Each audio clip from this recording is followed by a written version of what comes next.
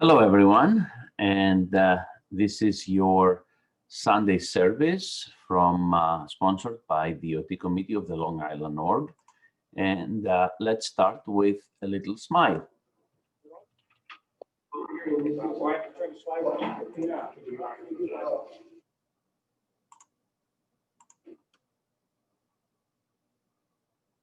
Down and come down. Just under it down. Okay.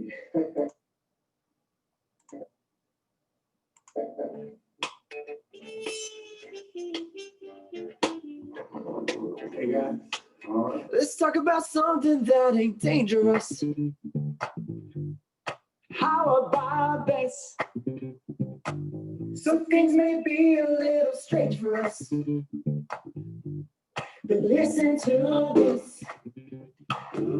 Yeah, we could start a new direction, affecting the future ahead. Spreading smiles from miles, a new kind of trend. Want a new style? How about this? Let's talk about something that's outrageous. How about this? Let's talk about something that's outrageous. Put this at the top of your list. Yeah, we can start a new direction, affecting the future ahead. Spreading smiles for miles, a new kind of trend. Want a new style? Hey. How about this? Come on, hit me up with the pickup, y'all. If you're stuck and gonna sit at home, Live it up, live it up, live it up for me. you're not alone. We can make this world a warranty. Pick it up, just pick it up. Take this shot with me. Spread a smile, not something else. Cause this world is really needing your help. Spread a smile and nothing more. And we'll show this world it can be restored. You want a smile? How about this?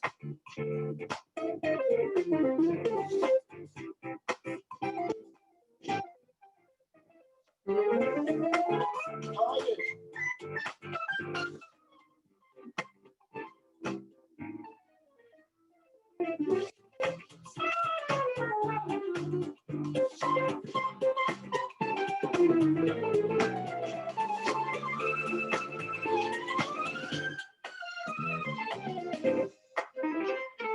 If you're stuck and gonna sit at home, live it up, live it up, live it up with me.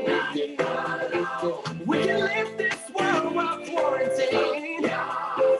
Pick it up, just pick it up, take.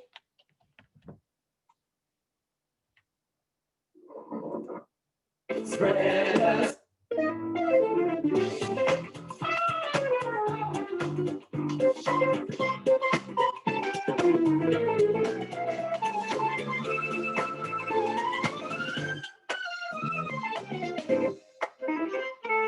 If you're stuck and gonna sit at home, live it up, live it up, live it up with me.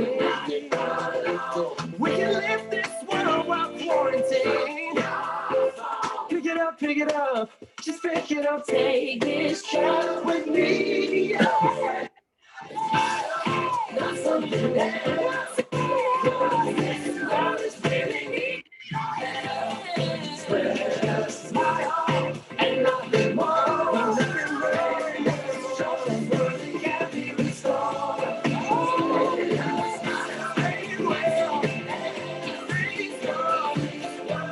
Keep moving, keep moving.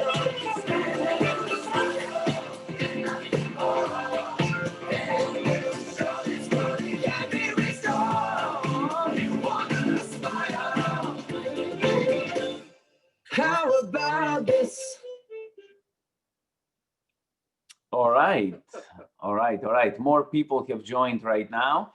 And let's really start our Sunday service with the creed of the Church of Scientology.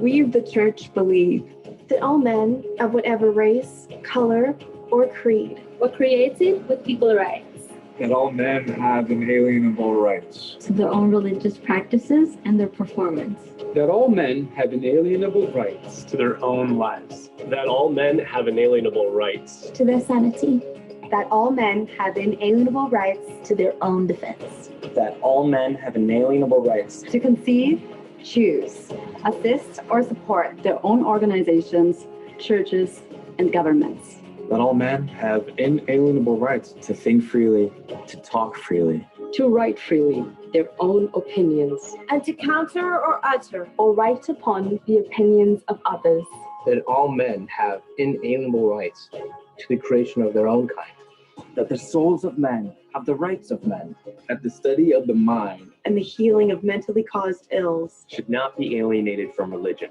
or condoned in non-religious fields, and that no agency less than God has the power to suspend or set aside these rights, overtly or covertly. the Church believe that man is basically good, that he is seeking to survive, that his survival depends upon himself and upon his fellows, and his attainment of brotherhood with the universe. and we of the Church believe that the laws of God forbid man to destroy his own kind, To destroy the sanity of another, to destroy or enslave another's soul, to destroy or reduce the survival of one's companions or one's group.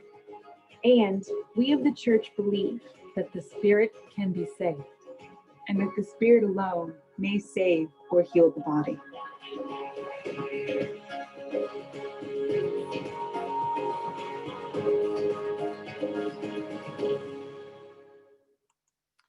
And here is today's sermon, an ideal state of being.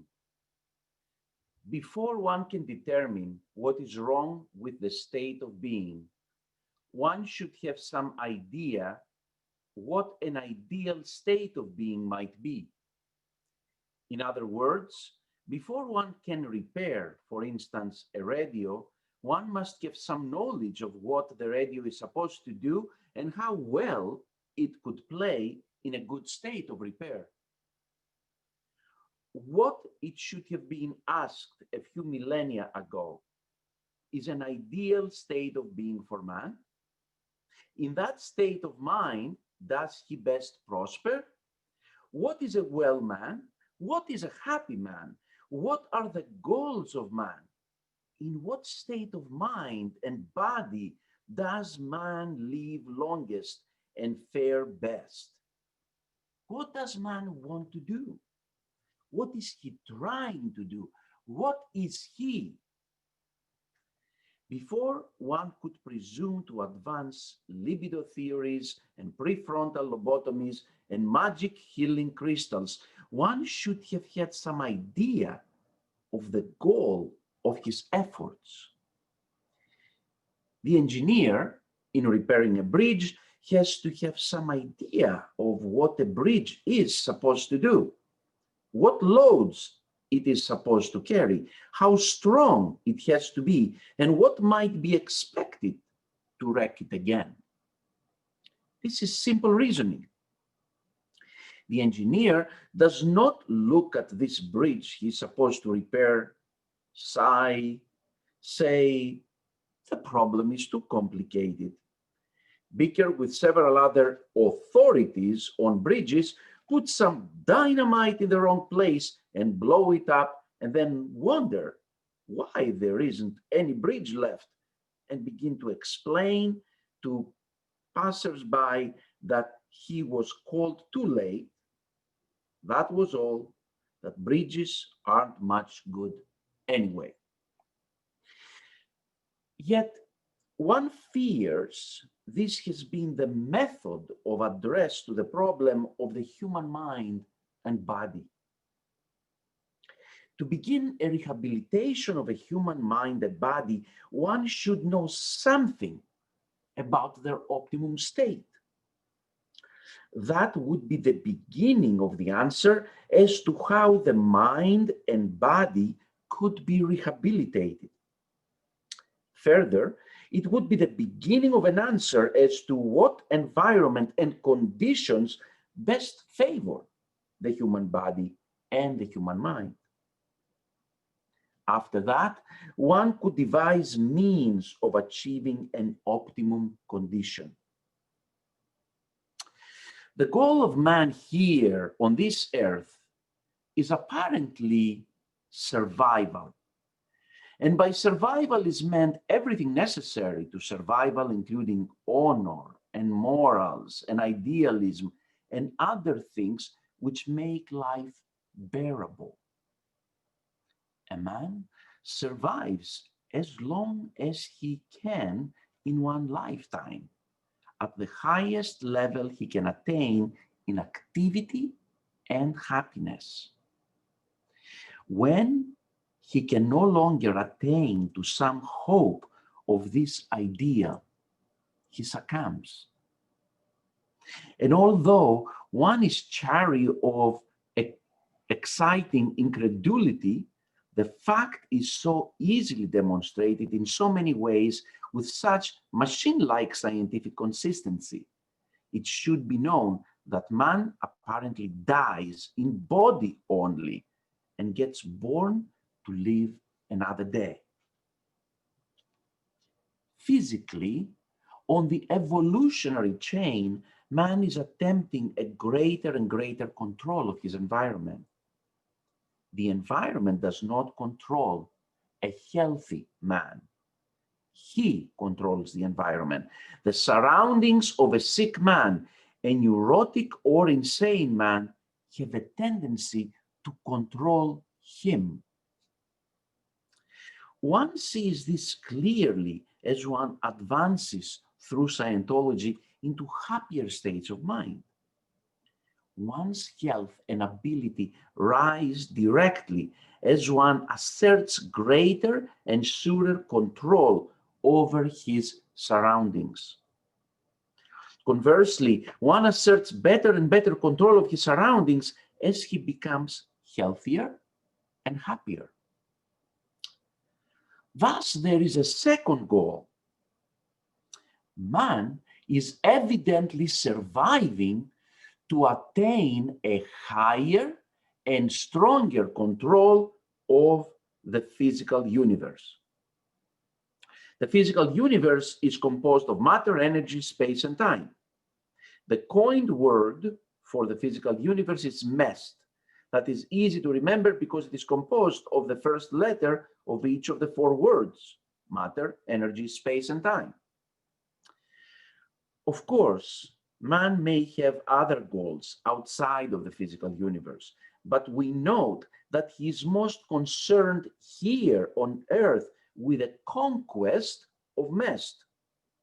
Naturally, he is concerned about his fellows and living organisms in general, for he is in a sort of brotherhood with all life.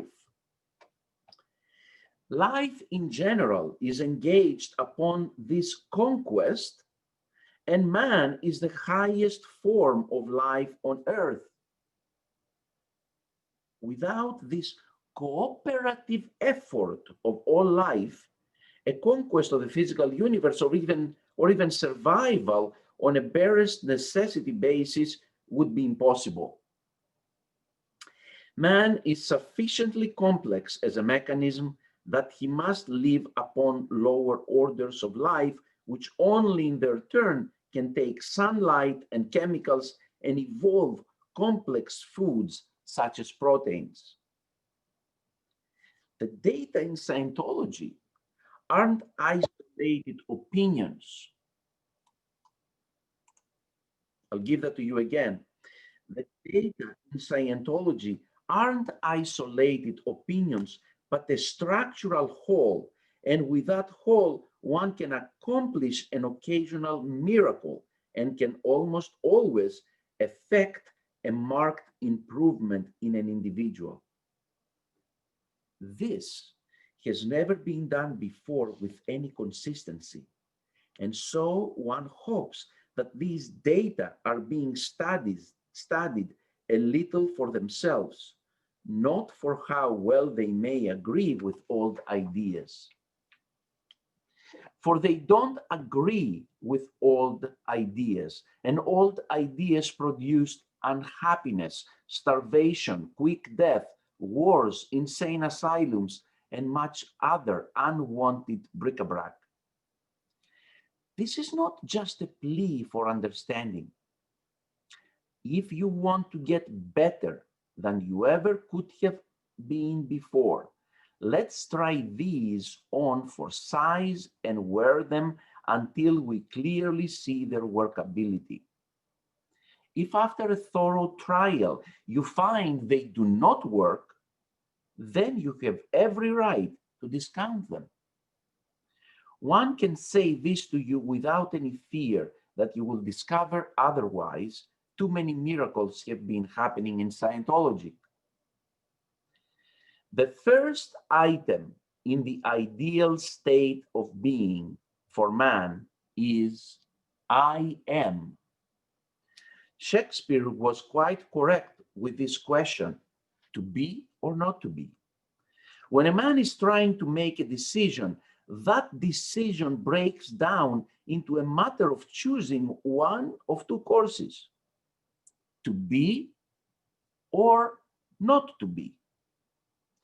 The highest level of the desirable state is I am. No doubts of the advisability of being, no qualms about the future.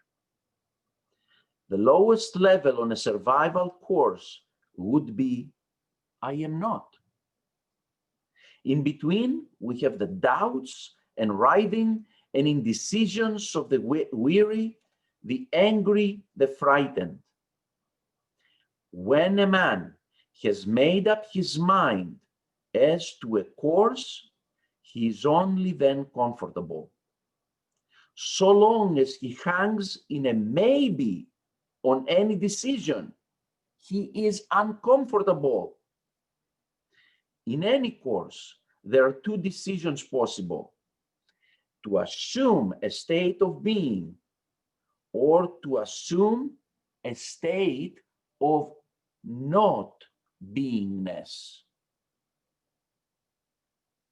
And here we have the matter of gradient scales. Successes are a little bits of living.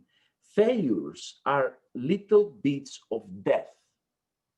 Like the battle that was lost all for the loss of a horseshoe nail, a small failure can begin a series of failures which end in actual death.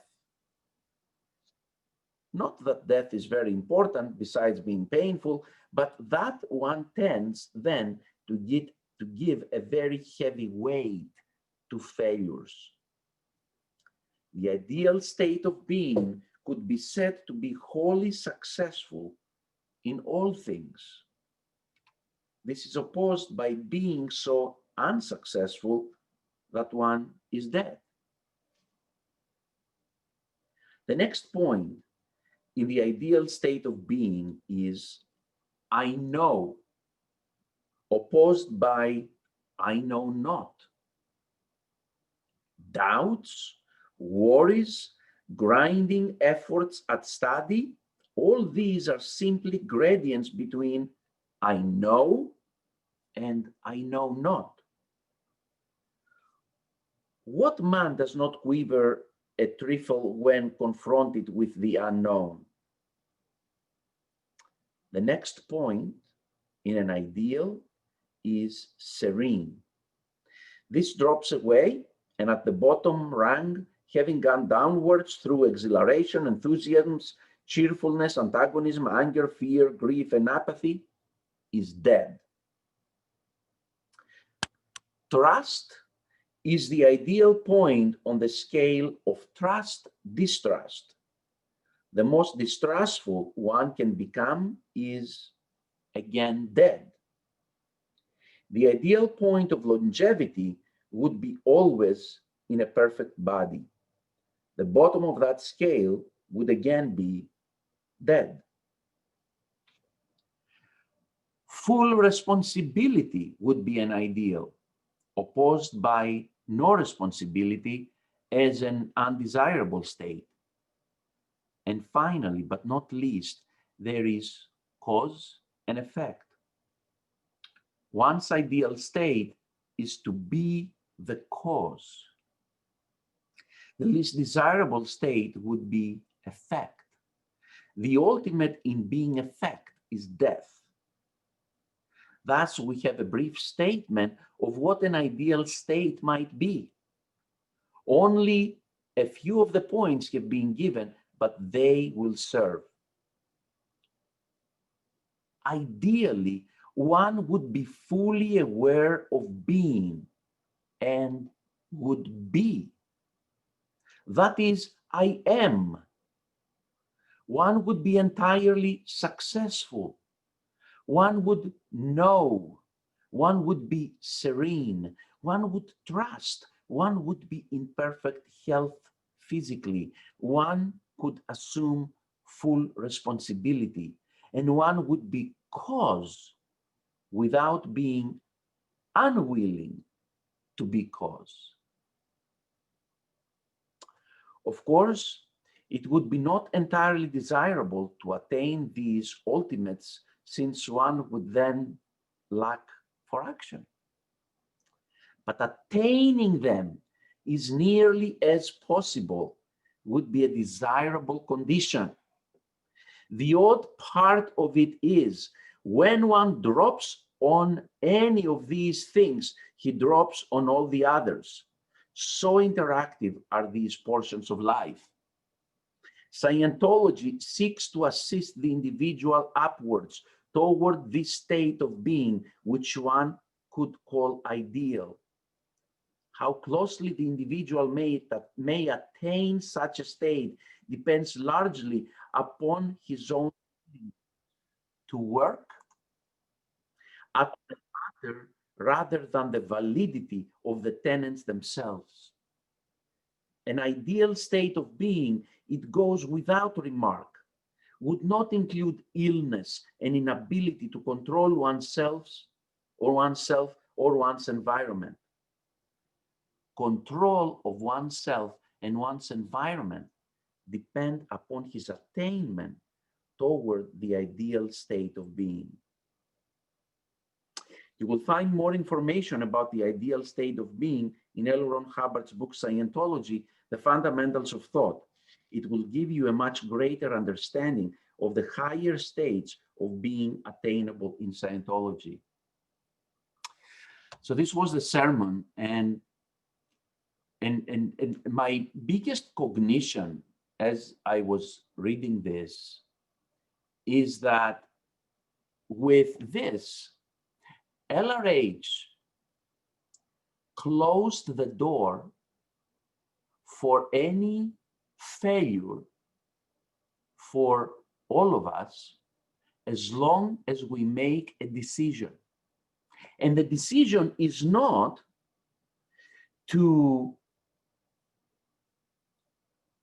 attain these ultimate conditions that we discussed,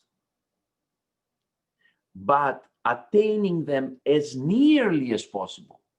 You see, if right now someone would be entirely successful, would know, would be serene, would trust, would have been perfect health, would be fully responsible, and would be complete cause,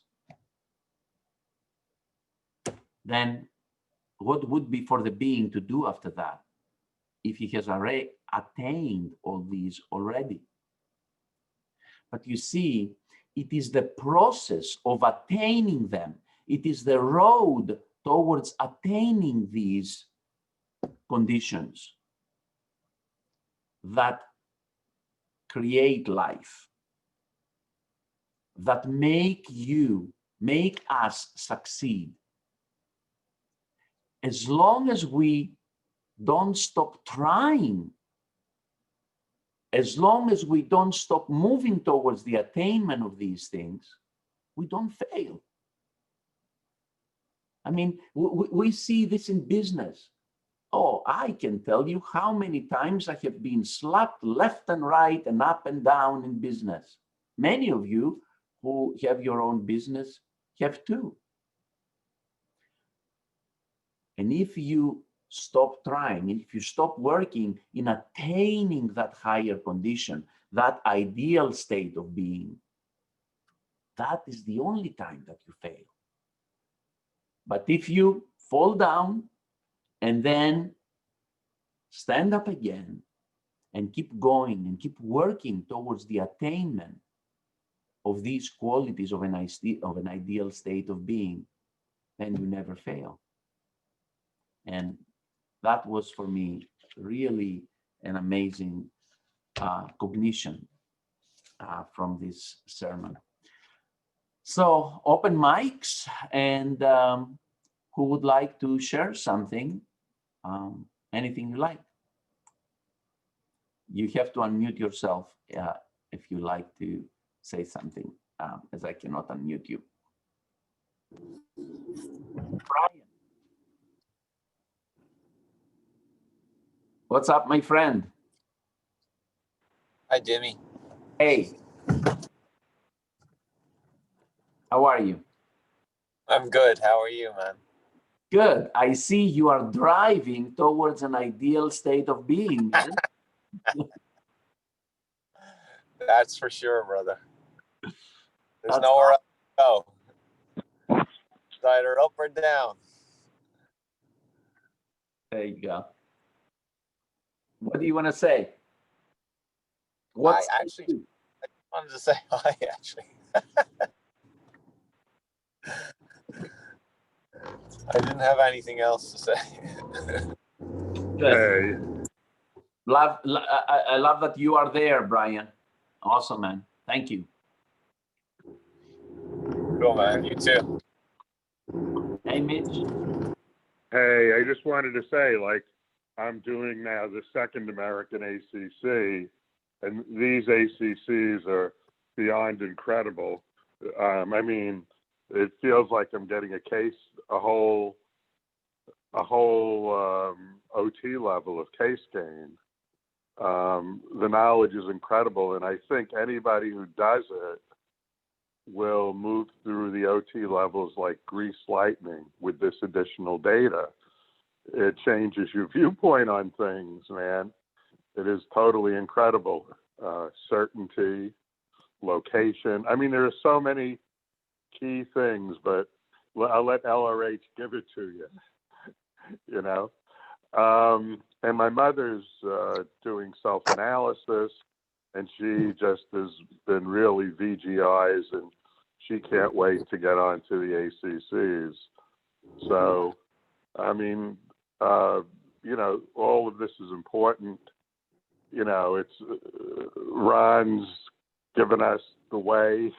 He's given us the truth, and it's up to us to do what we want with it. So let's use it and get it. Okay. And, you know, these sermons are wonderful that you do. And, you know, they just keep bringing us more and more truth, and they bring it to the forefront. So it's totally fantastic. And thank you, Dimi. Thank you, Mitch. Thank you for sharing. And definitely what you say, Mitch, is so true. If you consider, for example, like you take an aeroplane, right? Let's say the plane leaves to go from New York. Let me pick some place. Okay, we have Brian Duffy. So we're going to go from New York to Belfast. We're going to go to Ireland, okay? Where in Ireland? Let me think of another place. Dublin. Which one, Brian? Dublin. Say that again. Dublin. Oh, Dublin. Okay, we're going from JFK to Dublin, okay? And the plane goes over the Atlantic and everything, and he puts that route, right? But what happens as the plane travels from JFK to Dublin? There are winds that are pushing the plane the one way, the other way. And then what the pilot does, he uses his knowledge and he uses his manual to do corrective actions to that plane so it can arrive to Dublin.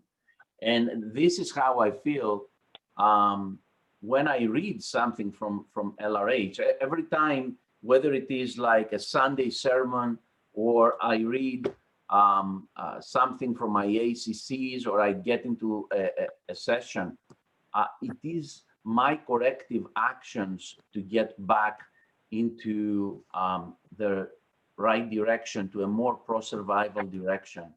For me, my family, my business, and the people that I care for, you know. So, all right. Anyone would like to say something? I mean, just want to let everybody know we're doing a dry run today on opening the org. So that we're going to be doing as soon as we open or beforehand, we're going to notify you.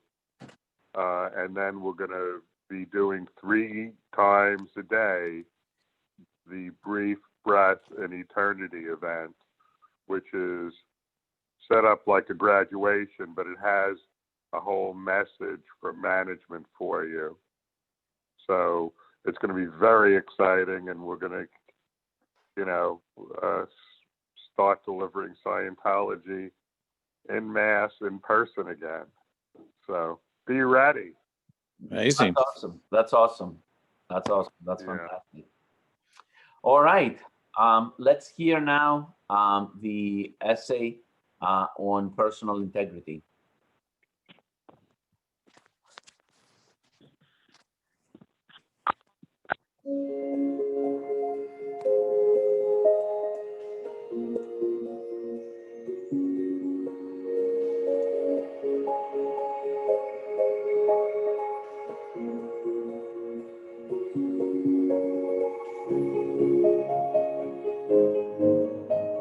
What is true for you is what you have observed yourself. And when you lose that, you have lost everything. What is personal integrity?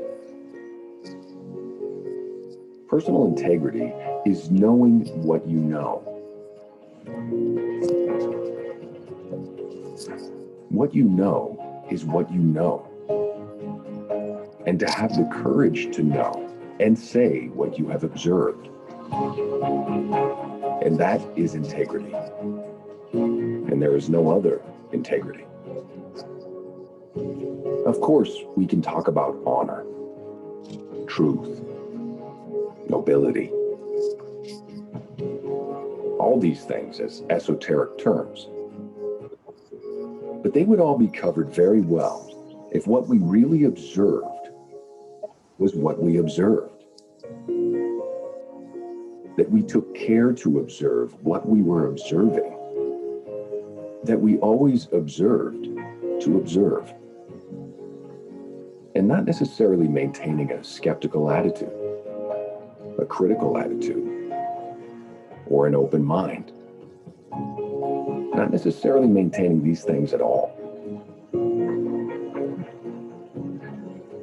But certainly maintaining sufficient personal integrity and sufficient personal belief and confidence in self and courage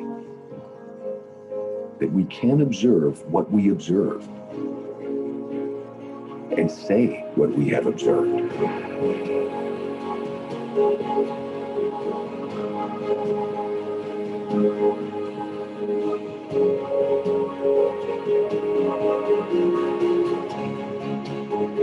Nothing in Scientology is true for you unless you have observed it. And it is true according to your observation. That is all.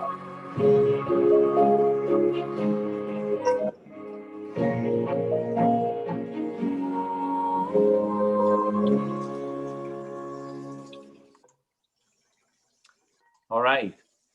A few reminders now. OT committee meeting this Monday at 6:30 p.m. Please, please, please join. It's so important. If for some reason you do not have the link to join, I'm displaying it right now. And how about to facilitate this, I'll put it also in the chat of this Zoom meeting. Some other announcements.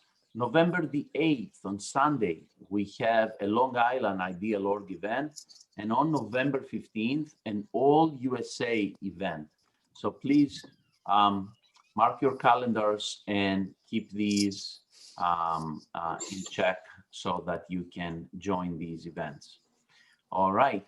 Any other announcements from the org or anyone else? No, just do your lessons, you know, let's remember, you know, that's Malcolm's parting wish. You know, he wants everybody to go free. So let's do it for him. And also, you're going to hear real soon that we're going to be opening. Okay?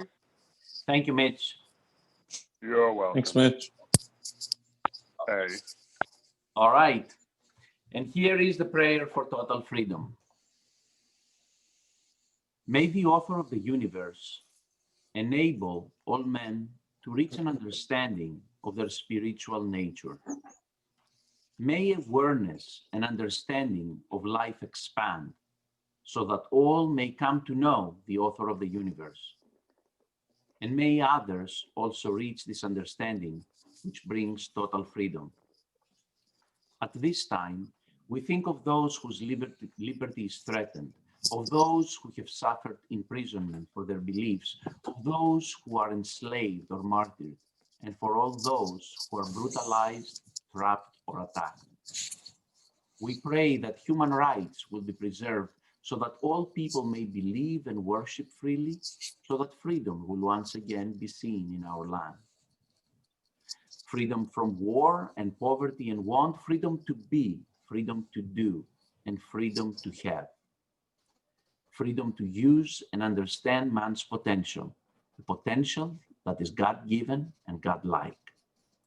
And freedom to achieve that understanding and awareness, that is total freedom. May God let it be so. To LRH. So, thank you guys for attending another Sunday service. Have an absolutely fantastic and creative week. Go and do some good out there. See you all on OT Committee tomorrow at 6:30, and then again next Sunday on another Sunday service. Take care, everyone. Bye, Demi. Bye.